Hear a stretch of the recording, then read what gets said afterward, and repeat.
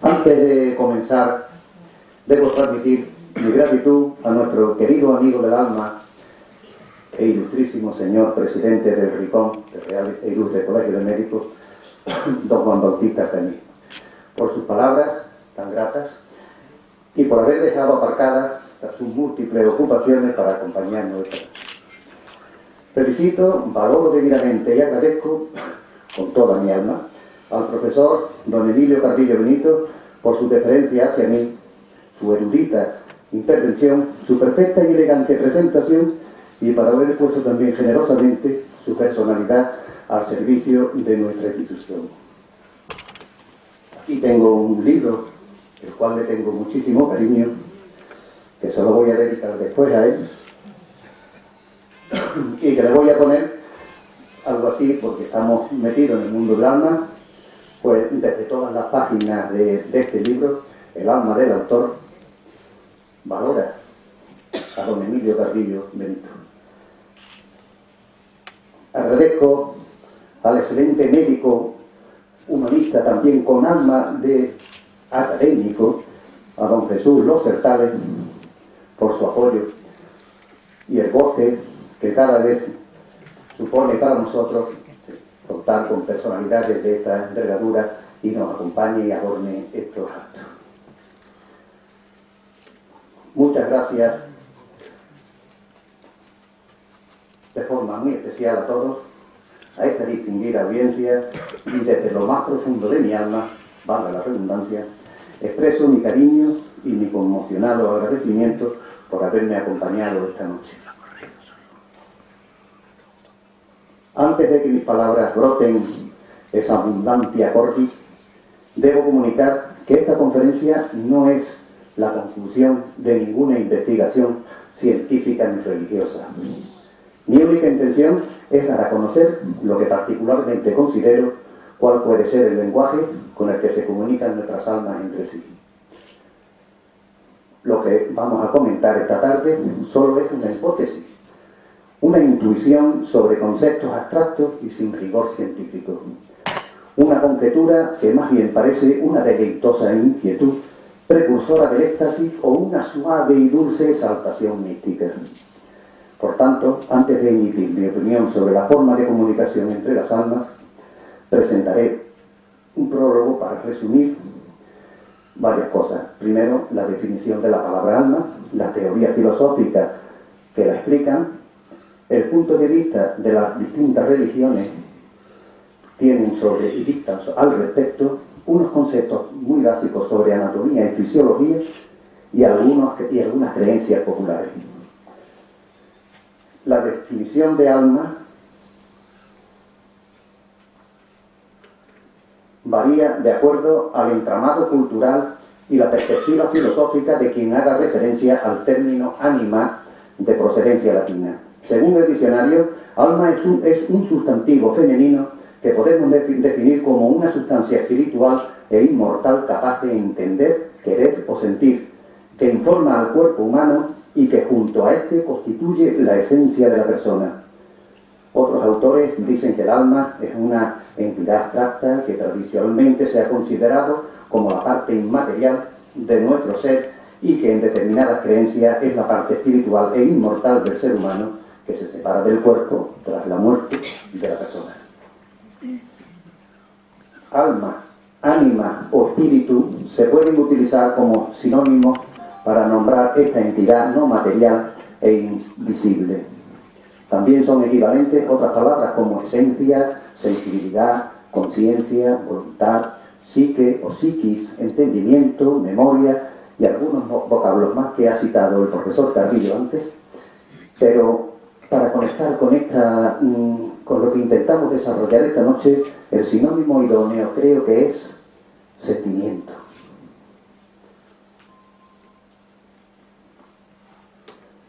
Creemos que la etimología de alma señala el principio por el que los hombres y los animales pueden moverse por sí mismos.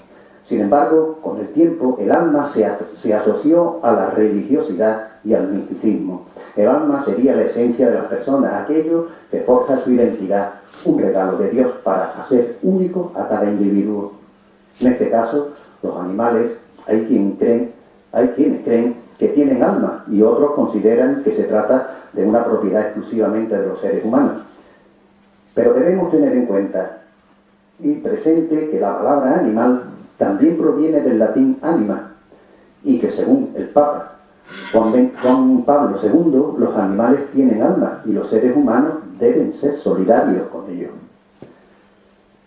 El catolicismo señala que alma, a diferencia del cuerpo, es inmortal, que después de la muerte el hombre llega a Dios y que no tiene existencia precorporal ni origen material. Por tanto, para nuestra religión, el alma constituye el principio vital del ser humano y que es uno en cuerpo y alma.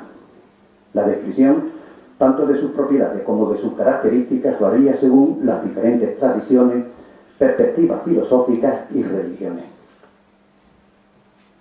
Etimológicamente, la palabra se usó para designar el principio por el que los seres animados estaban dotados de movimiento propio, y en ese sentido originario, las plantas, los animales y los seres humanos estarían dotados de alma. De acuerdo con esta tradición, con la tradición religiosa judeo-cristiana, el alma es la principal cualidad identificadora del movimiento en la materia viviente, haciendo de ella un no moviente o inerte o un moviente independientemente del desplazamiento ajeno. El término alma, según algunas interpretaciones como las de Aristóteles, incorpora el principio vital o esencia interna de cada uno de los seres vivos, gracias a la cual tiene una determinada identidad no explicable a partir de la realidad material de sus partes. En el transcurso de la historia, el concepto alma ha pasado por diversos intentos de explicación, desde el dualismo, del idealismo filosófico y de la gnosis a la interpretación existencialista de un todo, con dos aspectos específicos, la materia y lo inmaterial. Para la religión cristiana, el hombre consta de tres partes, que son cuerpo, lo físico, alma, lo relacionado con lo emocional, y espíritu, lo relacionado con lo espiritual. De acuerdo a esta tradición, el alma es uno de los aspectos del ser humano que lo unifica como individuo y lo proyecta hacia actividades que van más allá de lo material. Y gracias al alma, el hombre es capaz de tener instintos, sentimientos, emociones, pensamientos y decisiones libres, así como de volver a sí mismo, la autoconciencia. El término alma también puede utilizarse referido a cualquier ser humano como un todo, obviando el significado religioso o filosófico, como podemos comprobar con las expresiones no hay ni un alma, una ciudad con 100.000 almas, la preciosa e inmarcesible frase amigos del alma, o la muy sevillana expresión mi alma, que se pronuncia mi arma, y nos dice también muchísimo. Platón consideraba el alma como la dimensión más importante del ser humano y hablaba de ella como si estuviese encarcelada en el cuerpo. Esta idea la tomó prestada del orfismo. El orfismo se atribuye a Orfeo, que considera una religión que consideraba que después de la muerte el alma pasaría según su comportamiento en esta vida, a una anterior. Según el Timeo, que es un diálogo escrito por Platón, que influyó en todas las filosofías posteriores, se basaba en el cosmos o en el universo, estructura de la materia o lo físico, y lo antropológico o relativo a la naturaleza humana. El alma estaría compuesta de lo idéntico y lo diverso, sustancia que el demiurgo divino, el ser divino que produjo el universo, usó para crear el alma cósmica, además de las dos almas mortales que crearon los dioses inferiores, que es la pasional, que reside en el tórax, y la apetitiva, que se encuentra en el abdomen, y por encima de las dos, el alma racional, que se encuentra en la cabeza. Algo parecido narra en otra obra titulada Fedro, en cuyo diálogo expone el mito de los caballos alados. Esto, el conductor de la viga o la auriga, sería el alma. El conductor sería el alma racional. El caballo blanco representaría la parte pasional y el negro la parte de los apetitos rebeldes. Y la tarea del auriga sería mantener al caballo negro al mismo galope el blanco. Entre sus obras, Platón explicó que el alma es vista como una sustancia que busca desligarse de límites y conflictos que surgen desde su unión con el cuerpo y que podría vivir de modo pleno tras el momento de la muerte. Este diálogo ofrece diversos argumentos con los que buscaba probar la inmortalidad del alma. Aristóteles la definió con el nombre de psique, una forma específica de un cuerpo natural que en potencia tiene vida, cuya forma o esencia es la que le hace que un ser, hace que un ente sea lo que es, y por eso entendemos que alma es lo que define a un cuerpo natural. Se podría entender mejor con el siguiente ejemplo. Si el oído del hombre fuera un animal, el alma sería el escuchar y su materia el propio órgano auditivo. Este pensador también define al alma como la entelequia de un cuerpo natural que en potencia tiene vida. Con ello quiso decir que el alma es la esencia o acto primero del cuerpo vivo y que el alma y cuerpo estarían unidos simultáneamente. Pero al ser el alma el acto, puede decirse que ésta tiene prioridad sobre el cuerpo y es donde surgen las facultades y las potencias del viviente. Deducimos que el filósofo imaginó al alma como algo independiente.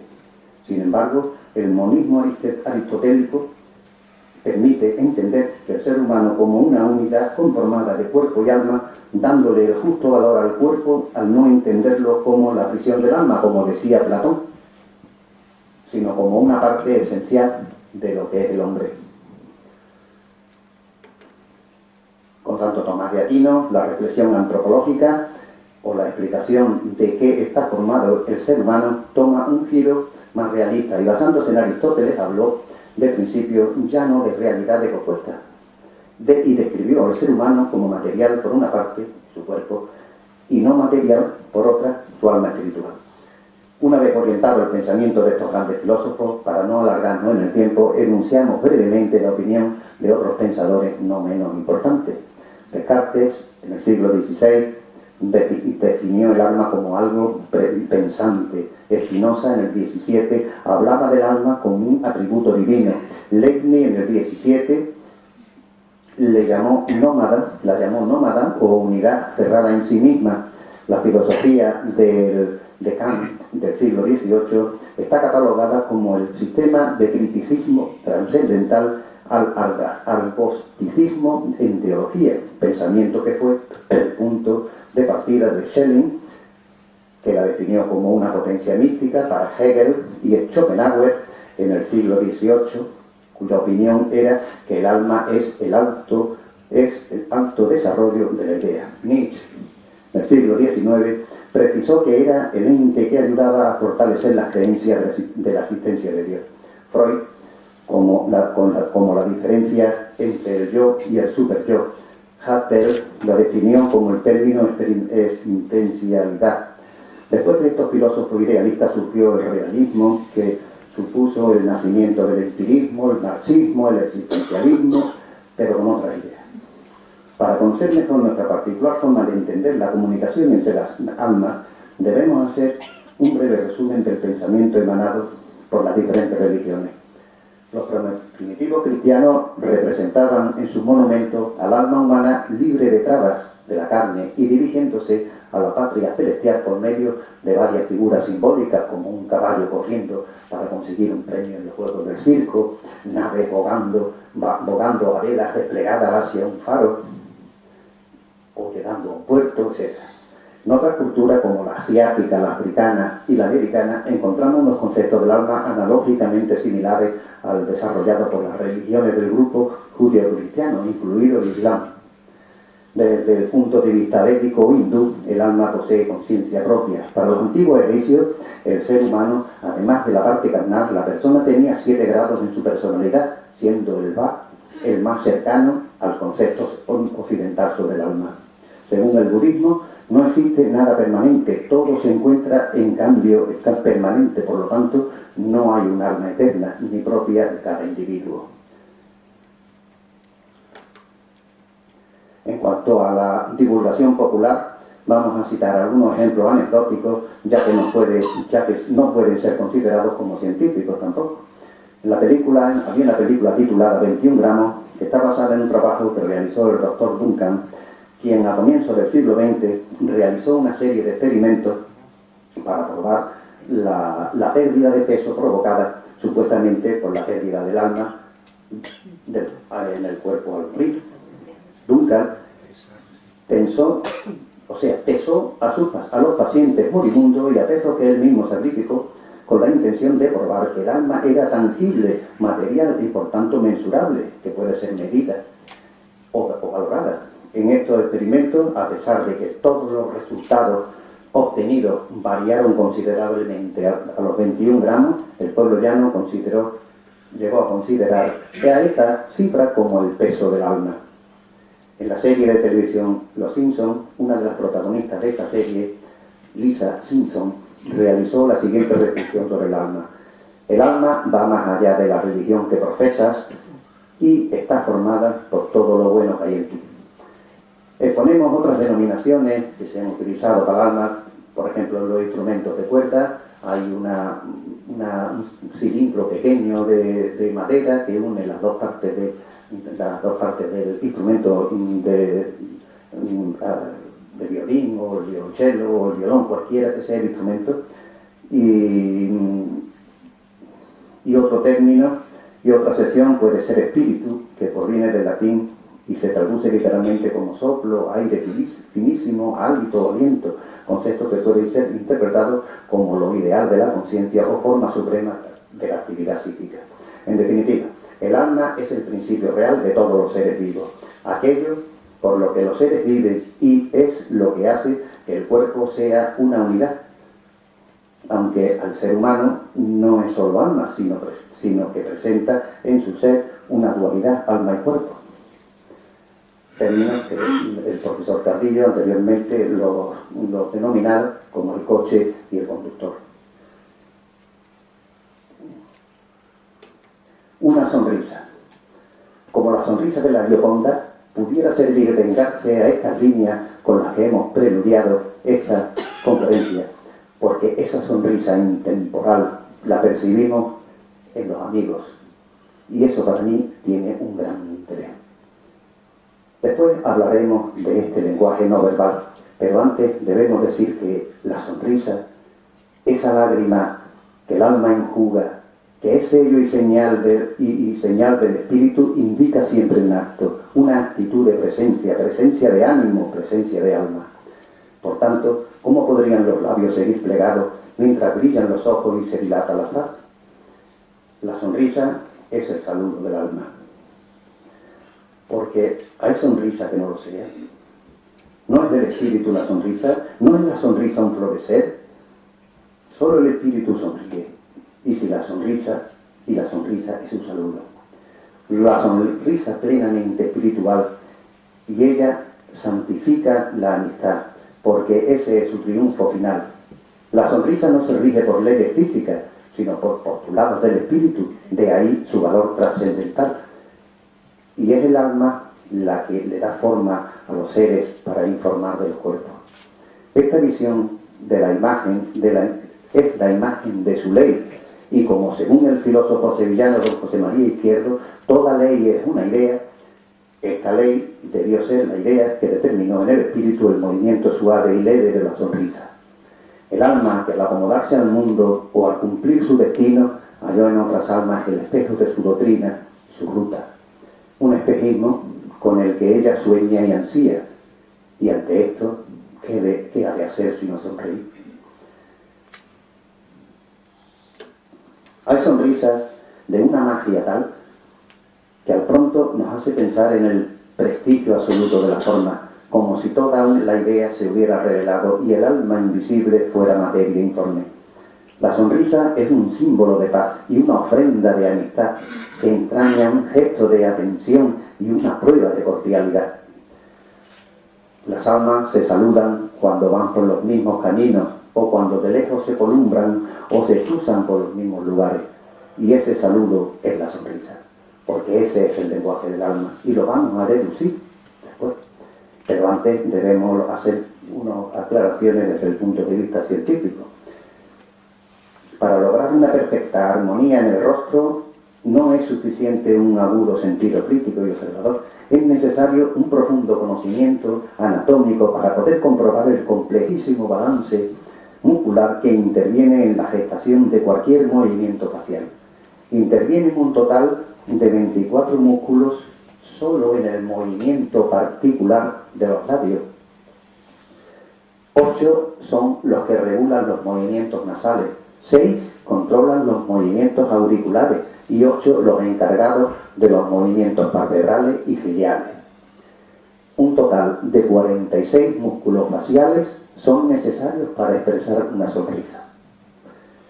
Para poder explicar cómo y dónde se genera la sonrisa, tenemos que hablar un poco de neurofisiología, pero como no todos los presentes son médicos, intentaremos hacer un pequeño resumen y utilizaremos un lenguaje con el que podamos entender mejor el mecanismo que origina la sonrisa. De todas formas, mientras hablemos de ciencia médica, dejaremos expuesta una diapositiva a modo de glosario con la definición de algunos conceptos, pero vamos, no se molesten mucho en leer, porque yo voy a hacer lo voy a hacer más sencillo hablándolo. Desde el punto de vista de la fisiología, toda emoción, sentimiento y estado de ánimo se proyecta en parámetros corporales y toda expresión tiene una manifestación somática sobre el cuerpo. Los estudios sobre tales mecanismos no son definitivos porque no es factible controlar todas las variantes que inciden en dichas conductas y expresiones emocionales en el momento de la estimulación, y es debido a la configuración personal única e irrepetible de cada sujeto. Es obvio que no todos reaccionamos de igual manera ante determinados estímulos. La palabra límbico significa limítrofe, y en su origen este término se empleó para describir las estructuras fronterizas que rodean a las regiones basales del cerebro. Pero cuando más se ha investigado sus funciones, la expresión sistema límbico se ha ido dilatando para referirse a todo el circuito neuronal que controla el comportamiento emocional y los impulsos de las motivaciones, por lo cual ahora al conjunto de todas estas se le denomina funciones vegetativas del encéfalo. El encéfalo es una parte del cerebro, cuyo control se encuentra íntimamente emparentado con el comportamiento. La mayor parte de las actividades del sistema nervioso se ponen en marcha cuando las experiencias sensitivas excitan los receptores sensitivos, ya sean de carácter visual o de otro tipo. Estas experiencias sensitivas pueden desencadenar reacciones inmediatas en el encéfalo o almacenarse sus recuerdos durante minutos, semanas o años y determinar reacciones corporales en algún momento futuro. Un componente fundamental del sistema límbico es el llamado hipotálamo, y en su estimulación o lesión tiene profundas consecuencias sobre el comportamiento emocional. Las citadas estructuras límbicas se encuentran especialmente relacionadas con la naturaleza afectiva de las sensaciones sensitivas, es decir, si las sensaciones resultan agradables o desagradables. Estas cualidades afectivas también se denominan de recompensa o de castigo, o dicho de otra manera, de satisfacción o de aversión. De manera que la estimulación eléctrica sobre unas zonas determinadas del límbico agravan o satisfacen, mientras que actuando inmediatamente al lado, muy cerquita de estas, producen otras causas, como son terror, dolor, miedo o reacciones de defensa y huida. Con este tipo de estudios experimentales, mediante estimuladores eléctricos, se pudieron cartografiar los centros de recompensa y de castigo del cerebro, y se pudo describir que los principales centros de satisfacción están situados en el hipotálamo. Existen otros centros de agrado menos poderosos, que quizás sean secundarios frente a los principales, situados en el hipotálamo. Pero tanto el hipotálamo como estos centros secundarios constituyen sin duda uno de los mecanismos de control más importantes sobre nuestras aversiones o nuestras motivaciones. El hipocampo linda con los núcleos, con una serie de núcleos, y a lo largo de su borde lateral se fusiona con una de las circunvalaciones de circunvoluciones de la corteza cerebral, que posee numerosas conexiones con estructuras del sistema límbico, y prácticamente cualquier tipo de experiencia sensitiva, como mínimo, suscita la activación de alguna parte del hipotálamo y a su vez distribuye muchas señales de frente o de salida. La manifestación de alegría es un fenómeno complejo y con diversos componentes: perceptivo, emocional y volutivo, la voluntad. La sonrisa espontánea combina la contracción de una serie de músculos de la cara que no pueden ser activados de manera voluntaria. Es increíble, pero así es.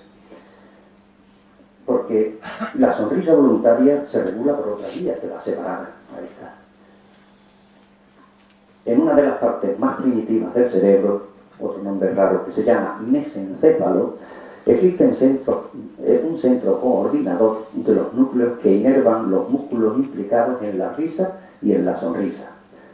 Pero, bueno, la risa es un fenómeno biológico que produce cambios transitorios en la expresión facial, propiciados por la contracción de determinados músculos, como el cigomático mayor, que desplaza la comisura de la boca hacia atrás y hacia arriba, el orbicular de los párpados, que estrecha la hendidura palpebral, y los músculos faciales laríngeo y respiratorio, que están implicados en la respiración.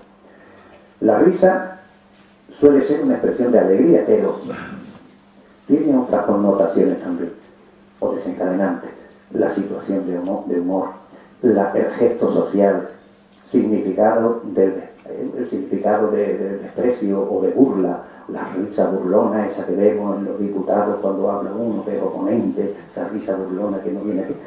También está la risa falsa, la risa desencadenada por las cosquillas, etc.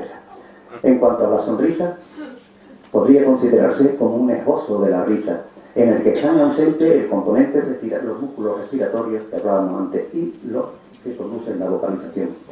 En los humanos ya se observan indicios de sonrisa a los pocos días de la vida extrauterina. No obstante, mediante estudios de resonancia magnética funcional, que es lo último que hay ahora mismo, que puede confirmar el profesor, se han comprobado que hay regiones claves de recompensa. Además de la personalidad individual extrovertida e introvertida, existen ciertas diferencias entre mujeres y hombres en el procesado de la sonrisa. Es curioso.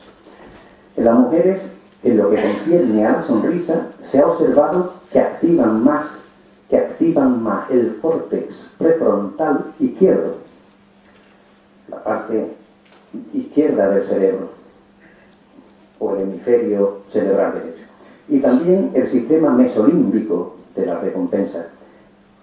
Y en el procesado del lenguaje utilizan más el hemisferio izquierdo, mientras que los varones utilizan más el derecho, para su más prominente actividad visual y espacial. La sonrisa es un balbuceo estereotipado de control subconsciente y que constituye una forma de comunicación íntimamente relacionada con el lenguaje. Curiosamente, según estudios con neuroimagen en vivo y de resonancia magnética funcional, han permitido localizar una zona del cerebro llamada área motora suplementaria, que al ser estimulada por medio del electrodo produce sonrisa. Esta zona está situada muy cerca del área del lenguaje. El área del lenguaje está en el hemisferio cerebral izquierdo. Y este mecanismo fue descubierto de forma accidental mientras se trataba a una mujer joven que tenía epilepsia. La sonrisa es un fenómeno exclusivamente humano y de difícil conceptualización. Las bases neurofisiológicas se han aclarado con la aportación de estudios de series de casos con lesiones, estudios de estimulación cerebral y las recientes investigaciones llevadas a cabo con técnicas de neuroimagen funcional. En resumen, todo estímulo desencadena la activación de receptores sensoriales y dichas activaciones sensoriales son conducidas por fibras aferentes y llegan a los nervios raquídeos, que los conduce hasta la corteza, donde se almacena la información, se controla, se regula y se elabora. Las aferencias, las respuestas, se llevan a cabo principalmente por la vía motora y particularmente por el sistema neurovegetativo. Las emociones se manifiestan de agrado o de desagrado y son expresadas corporalmente con señales típicas como sonrisa, llanto, enojo, abatimiento o satisfacción. Estas respuestas emotivas pueden ser manifestadas o, por el contrario, no expresadas, pero sentidas interiormente por el sujeto. Como dijimos, la sonrisa aparece prácticamente desde el nacimiento como reflejo a una sensación de placer. Para esto es necesario que el rostro del observador esté de frente, que se mueva y que sus ojos sean visibles, porque cuando un alma se halla frente a otra, que es afín, sonríe, porque es la sonrisa su saludo. Es esta una de las primeras formas de comunicación y se producen todas las actividades de la madre con su bebé: amamantamiento, canturreo de nana, cuidados corporales. A medida que se va creciendo, a medida que van creciendo, de acuerdo a su educación y el medio en el que desarrollan, estos niños se irán estructurando una sonrisa de acuerdo a la situación que enfrentan. Se ha comprobado que en promedio los niños sonríen 300 veces al día hasta que cumplen los 6 años, momento en el que la educación y las presiones sociales les hacen reducir la expresión de alegría. No todos tenemos la misma predisposición para sonreír, depende de la personalidad y del medio ambiente en que nos desenvolvamos, porque la sonrisa no es un saludo cuando el alma parece ausente o cuando se sonríe para sí y no para los demás.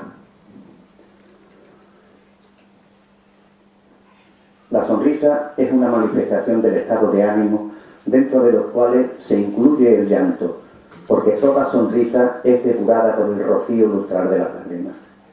¿Quién no ha visto una sonrisa entre lágrimas?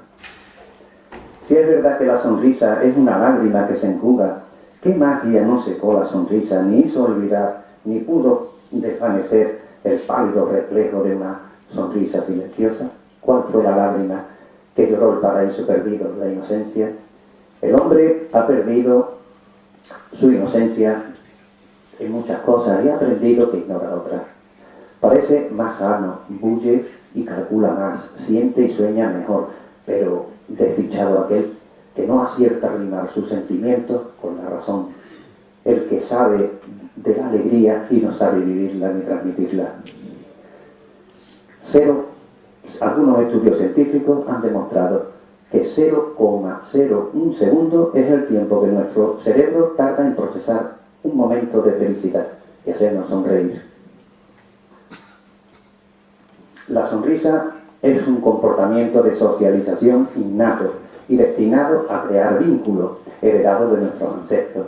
Las investigaciones han identificado una gran variedad de tipos de sonrisa y entre ellas destacamos la sonrisa de Duchenne, nombrada así por el investigador del mismo nombre, y que es producida como una respuesta involuntaria a una emoción genuina. Existen muchas y muy diversas las interpretaciones acerca de la naturaleza de la sonrisa. Entre otros, destacamos al pensador recientemente fallecido, Umberto Eco, donde en su obra El nombre de la rosa nos mostró la represión que hubo durante la Edad Media hacia la sonrisa. Leonardo da Vinci creó en la Gioconda la más enigmática de todas las sonrisas. El fisiólogo James Lange describió los pasos que proceden a la manifestación de la sonrisa. Chartres, Singer, Cannon y Bach involucraron a la corteza cerebral como el controlador de las emociones y al hipotálamo como el centro integrador de toda sonrisa y de toda emoción. Hess consideraba que la vida afectiva y emocional estaba regida fundamentalmente por estructuras del sistema límbico, que hablábamos antes, y completamente con el hipotálamo, el órgano regulador de los mecanismos expresivos. La sonrisa debe ser la consecuencia de un pacto diseñado y establecido entre las almas para poder acercarse a ellas y compartir armonía, porque posiblemente toda sonrisa genera en el alma una especie de energía vibracional y conciencial, palabras de nuestro querido presentador, que se despliegan en ese momento sonriente.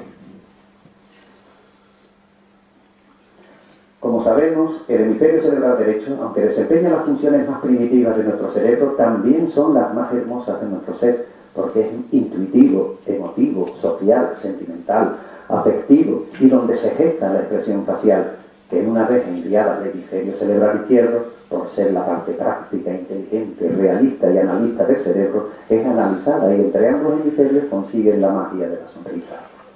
Ese lenguaje secreto que une a nuestras almas para entenderse mejor, porque esa expresión corporal que no es verbal se llama sonrisa y es el saludo de las almas. Como hemos comprobado, existen diversas interpretaciones acerca de la naturaleza de la sonrisa y la que hoy pretendemos transmitir puede ser una de ellas.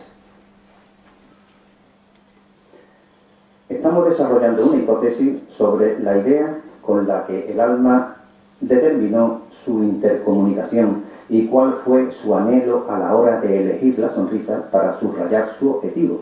Pero antes debemos recordar que la sonrisa proviene de la palabra latina surridere, que literalmente significa reírse levemente y sin ruido.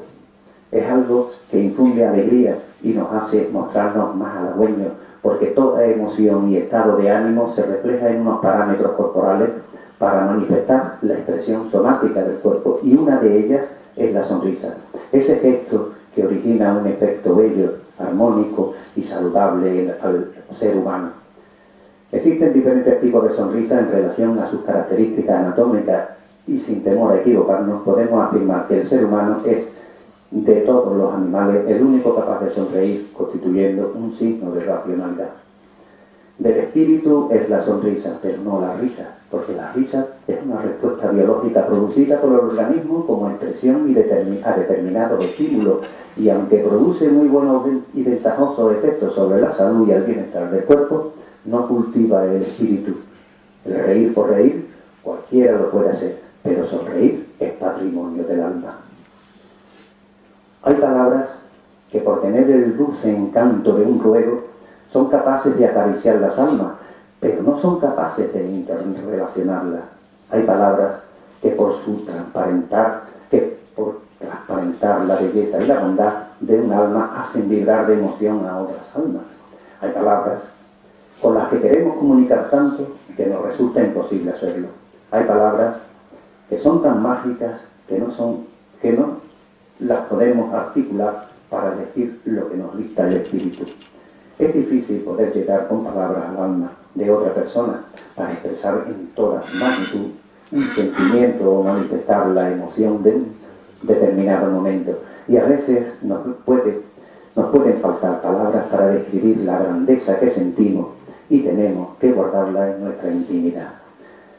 Enmudecer el alma y dejar que palpite conmovida al no poder comprender lo que pasa en las demás almas.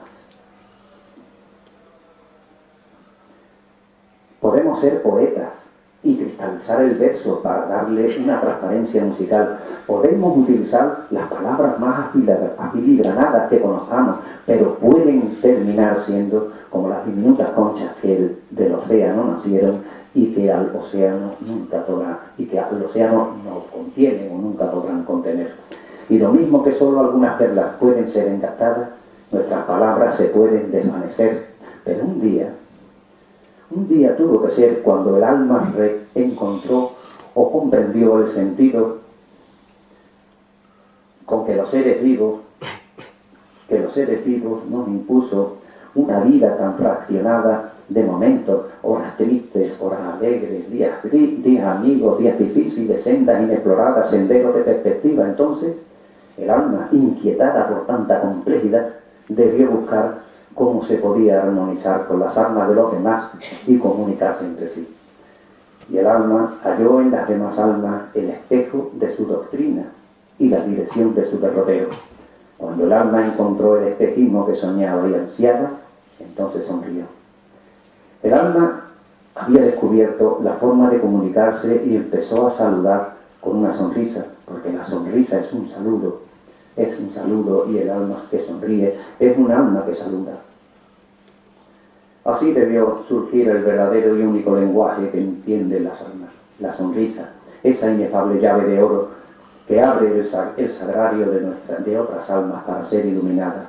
Ese es su saludo. El alma se hace presente con la sonrisa porque la sonrisa consuela, conmueve, reconforta, y como es signa de rasgo sentimental, con afecto busca a las almas amigas y a ellas con una sonrisa comunican su emoción. La sonrisa es señal del espíritu y del espíritu saludo cordial, beso luminoso, resplandor, eclosión, voz de las almas, magia inefable, imán que atrae a las almas y el don que nos permite llevar el aroma que surge de nuestra alma para recrear a las que no son afines. Esa sonrisa que vive recatada en cada humano cuando se manifiesta imparte la más pura alegría y se convierte en símbolo y en regalo de amistad. Pero debemos saber que no todas las sonrisas son humildes e inefables, porque existe la sonrisa fingida, la que es falsa, la sonrisa ficticia y la que está llena de fantasía.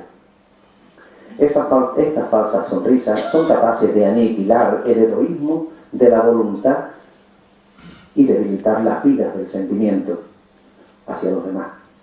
Al contemplar una sonrisa podemos llegar a la abstracción y elevarla a la idea y convertirla en un ideal, pero con la sonrisa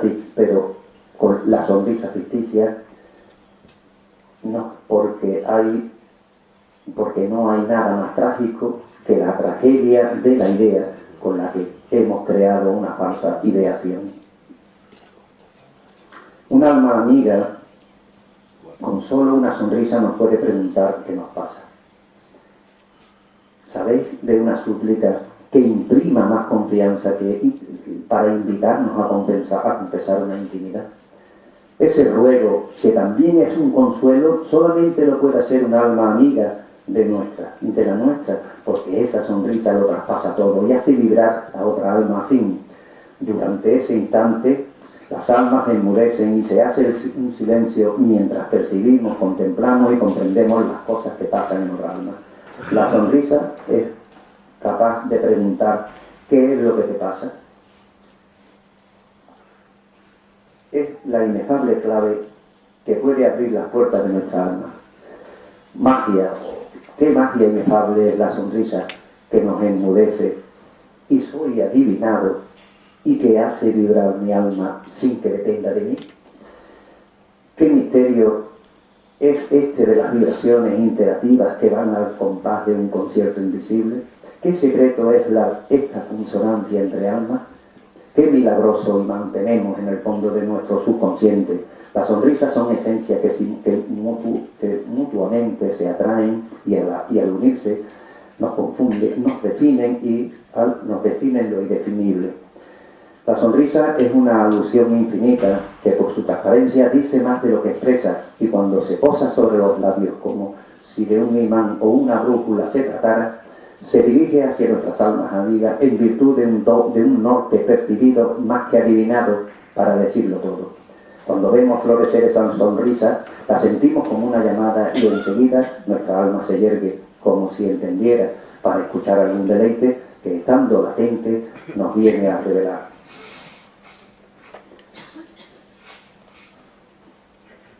La sonrisa, que es un saludo de nuestro exiguo espíritu, compañera y huésped de nuestro cuerpo, viene a ser en la constitución humana algo así como nuestra representante de las relaciones exteriores, lo que parece más universal, lo que más se preocupa y lo que menos debe extralimitarse. Este saludo podría ser un sentido recto o un buen sentido, y si es discreto, activo y contribuye a mantener la paz y la buena armonía en la relación entre las personas, merecería ser llamado sentido común o quizás sentido real. Pero como el sentido no es sensibilidad, ni sentimiento, ni voluntad, ni piensa, ni ama, ese sentido no puede ser el saludo del alma, a no ser que la sonrisa o el saludo de nuestra errante y flotante alma sea el verdadero sentido, el sentido del sentimiento. La sonrisa es una ofrenda de paz, un gesto de atención, un rasgo de bondad, una prueba de cordialidad, un saludo agradable en un momento de calma o de alegría. Presentes del espíritu son la sonrisa y también las lágrimas, porque las lágrimas, como las sonrisas, denotan siempre la presencia del alma. Las unas velan al alma como un misterio, como como en el misterio de un santuario. Las otras son sonrisas. Las sonrisas revelan con todo esplendor de una milagrosa aparición, porque las lágrimas son del valle y de las cumbres son las sonrisas. Pero entre las lágrimas también se asoma el alma para buscar a sus almas amigas y poderle ofrecer un cariñoso y efusivo saludo con su sonrisa. Hay lágrimas para llorar nuestro dolor, pero además debemos tener lágrimas para llorar el llanto que hemos podido hacer derramar. Para terminar, resumimos diciendo que las almas no hablan, pero se saludan con una sonrisa. Las almas no hablan, pero florecen, se ilusionan y así se entiende, y al entenderse sonríen. Las almas no hablan, pero en silencio se miran y se escuchan, y en silencio se sonríen. Las almas no tienen inteligencia, ni razón, ni piensan, sin embargo, entienden, interpretan, dicen cómo se deben ejecutar las cosas. Las almas lo dicen todo con una sonrisa. Yo quisiera reflejar más sonrisas a la hora de escribir y poner mi alma entera en las palabras para evitar que se forme un abismo entre el mundo de las ideas puras y el mundo de las cosas prácticas. Al reflexionar sobre lo que hemos hablado, puede surgir la siguiente moraleja: cuando las palabras no bastan, porque la intensidad del sentimiento quiebra las voces con un balbuceo ingenuo, o que cuando queremos que la emoción llegue pura a otra alma, la sonrisa y las lágrimas saben decir lo que las lágrimas y las sonrisas saben expresar. Gracias a todos los que me sonreís, porque gracias a vuestras almas sonrientes, vuestra mirada es más dulce y vuestra expresión se llena de una suave euritmia. Gracias por haber entremecido mi alma con vuestra atención. Gracias por ofrecerme tanta paz y regocijo a mi alma con vuestra amable sonrisa, ese encanto desinteresado que le cantáis a nuestra amistad. Muchas gracias.